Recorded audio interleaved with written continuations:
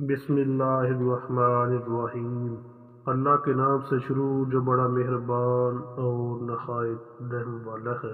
حضرت سعد رضی اللہ عنہ سے روایت ہے کہ رسول اللہ صلی اللہ علیہ وآلہ وسلم بنو معاویہ کی مسجد کے پاس سے گزرے تو آپ اس میں تشریف لے گئے۔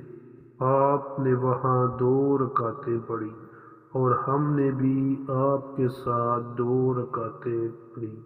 آپ صلی اللہ علیہ وآلہ وسلم نے اپنے رب سے طویل دعا کی اور جب اس سے فارغ ہوئے تو فرمایا، میں نے اپنے رب سے 3 چیزیں مانگی تھی، اس نے مجھے 2 عطا فرما دی اور 1 سے مجھے روک دیا۔